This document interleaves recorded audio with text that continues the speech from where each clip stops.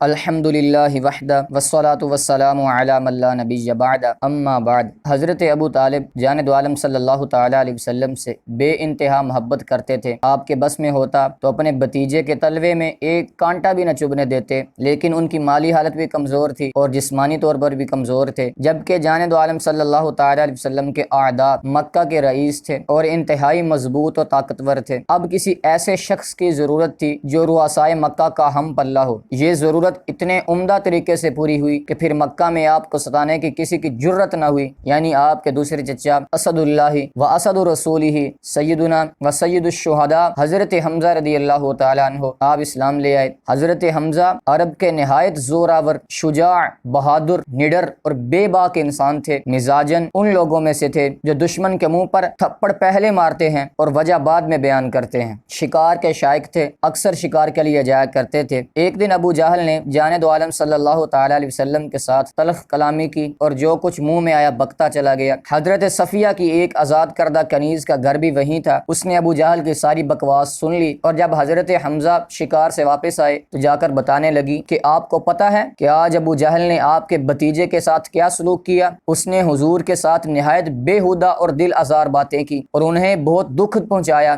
مگر وہ خاموشی سے سنتے رہے اور ابو جہل کی کسی بات کا جواب نہیں دیا۔ حضرت حمزہ کو یہ سن کر سخت غصہ آیا کہ ابو جہل کی یہ جرت کہ میرے بھتیجے کے ساتھ ایسی گفتگو کرے۔ اسی وقت دوڑتے ہوئے حرم شریف کی طرف روانہ ہو گئے۔ ابو جہل کعبہ کے پاس مجلس لگائے خوش گپیوں میں مصروف تھا۔ حضرت حمزہ جا پہنچے اور کوئی بات کیے بغیر اپنے ہاتھ میں پکڑی کمان اس زور سے ابو جہل کے سر پر ماری کہ اس کا سر زخمی ہو گیا اور خون بہنے لگا۔ پھر انتہائی جلال کے عالم میں اس سے مخاطب ہوئے، تو نے حضور کو گالیاں دی ہیں، بکواس کی ہے، آج سے میں بھی ان کے دین پر ہوں، جو کچھ وہ کہتے ہیں وہ سچ کہتے ہیں، اگر تو مجھے روک سکتا ہے تو روک لے۔ ابو جہل ان کے غیظ و غضب کو دیکھ کر گھبرا گیا اور توجیہیں پیش کرنے لگا، دیکھو نا حمزہ، وہ ہمیں بیوقوف قرار دیتا ہے، ہمارے خداؤں کو برا کہتا ہے اور آبائی دین کی مخالفت کرتا ہے۔ حضرت حمزہ نے جواب دیا، تمہاری بیوقوفی میں شک کی کوئی نہیں، بے جان پتھروں کو پوجنے والے احمق نہیں تو اور کیا ہو۔ ابو جہل کی کیا مجال تھی کہ اس شیر غراں کے سامنے مزید لب کشائی کرتا، البتہ اس کے چند لونڈے اٹھ کھڑے ہوئے اور حضرت حمزہ سے پوچھنے لگے، کیا تم نے اپنے آبائی دین کو چھوڑ دیا؟ آپ نے دو ٹوک جواب ارشاد فرمایا ہاں چھوڑ دیا، اور کیوں نہ چھوڑتا، جبکہ میں نے جان لیا کہ حضور جو کہتے ہیں صحیح کہتے ہیں، اور اگر تم میں جرت ہے تو میرا مقابلہ کر کے دیکھو۔ یہ سن کر ابو جہل کے کچھ حواری غصے میں حضرت حمزہ کی طرف بڑھنے لگے، مگر ابو جہل جانتا تھا کہ میرے حواریوں کے بس کی بات نہیں کہ حضرت حمزہ کو روک سکیں، اس لیے کہنے لگا کہ ابو عمارہ کو جانے دو، یہ حق و جانب ہیں،